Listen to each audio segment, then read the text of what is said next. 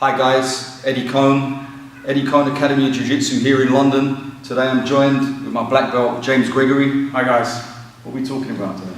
So guys, this week we're going to be looking at some surprise attacks, and particularly surprise attacks from behind, one of the worst situations we can be in. We're going to look at a variety of ways that a guy can grab your neck from behind and a variety of solutions to this problem. Let's get right into it.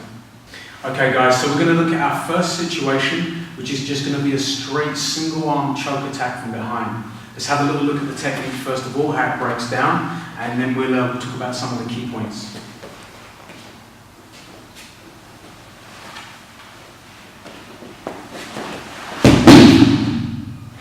Okay, so in this technique, I'm attacked from behind, and as the professor comes in, it's just going to be a single arm choke.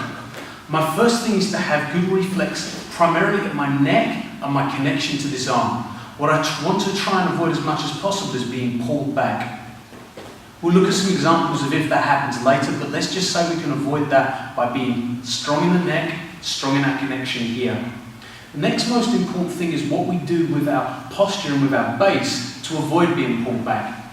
It's definitely not a matter of me pulling forwards, because by pulling forwards, actually the professor gets the mechanical advantage and he can actually anchor on very difficult for me then to pull him overhead.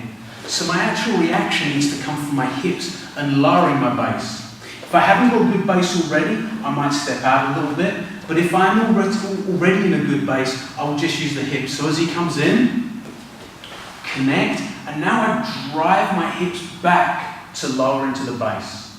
This starts to break his posture. This is much stronger than me pulling forwards on my own. From here, look, I start to dip down, and as I dip down, now his weight is just on my hips, not my back. As I drive up, he becomes very light, and this allows me to start to turn him around my body. That frame motion, I can't really do in slow motion, so I'm going to do it without him in just a moment.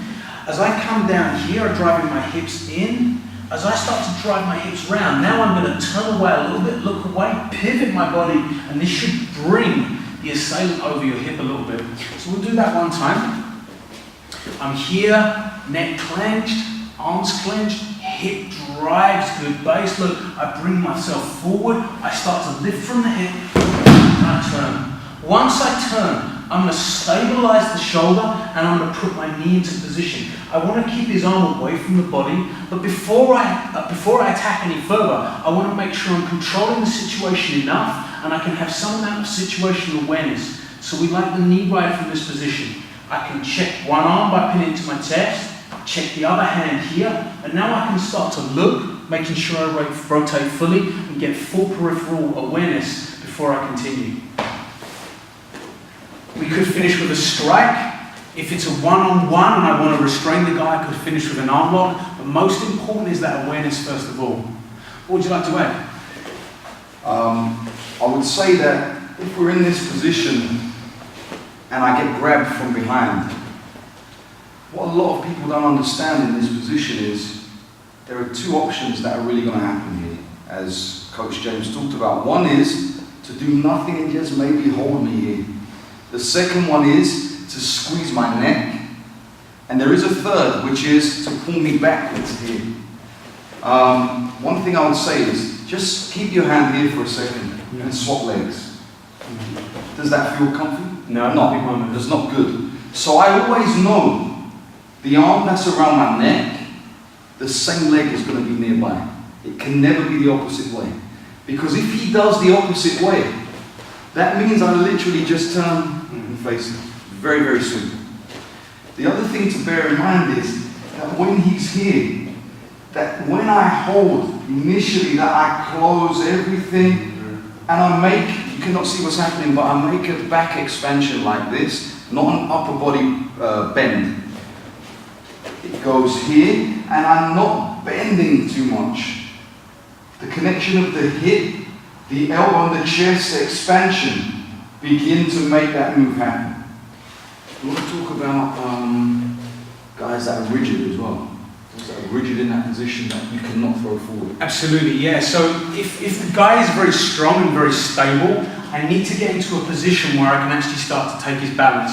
And we can add that up. Certainly this first step here of connection and my spinal position by drawing myself down starts to pull him onto me a little bit. His center of gravity is starting to come forward a little bit. But what I can do to augment that further is I can push my hips back into him. This starts to fold him, and it's very difficult for him to avoid that. It's not me pushing back, it's me almost sitting my hips into him. Now, at this point, he's loaded on my hip. I just bring forward and now it lifts him. So even if he's rigid, I can still achieve the leverage to start to lift that guy. And from there, the technique flows. And further to that, sometimes Coach James can also walk backwards into me to hoist me up onto his hips. Should the opponent be a little taller, it's much better for him to be under him or her. Or should the opponent, the adversary here be kind of rigid, he's not doing too much, but when he bends, if he walks back, look how he can scoop the hips up off the ground very easily. Yeah. The other thing I would say, if we're talking about an urban environment, a street environment, which doesn't have soft padding, soft, comfortable landing, is that once the opponent goes to ground, we've thrown him onto the ground, just like that for a second. And Coach James was talking about this position where he has the shoulder off the ground. One thing I would always say is, if you having this shoulder off the ground and you've had to throw someone and go to ground with them in the street, is of course keep the shoulder off the ground. Yes, situational awareness, but also this is a live situation. We're not going to look to control him.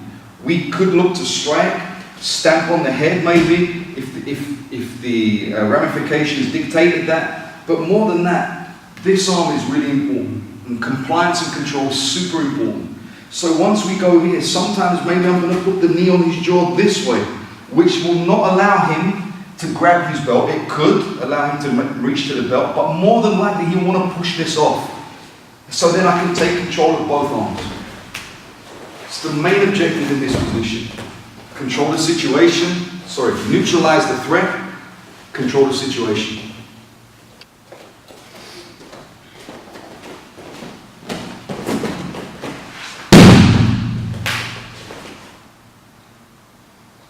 Okay guys, so there we have our first video for surprise attacks from behind, the single arm choke from the back, and our first solution to the problem. So some details in there you can see, and feel free to watch over the video a couple of times and really digest the finer points. Don't forget to like, comment, and smash the hell out of the subscribe button. Absolutely. Make sure you tick the notification bell as well, guys, so you know when we're uploading and you'll get the videos as they come. Thanks for listening.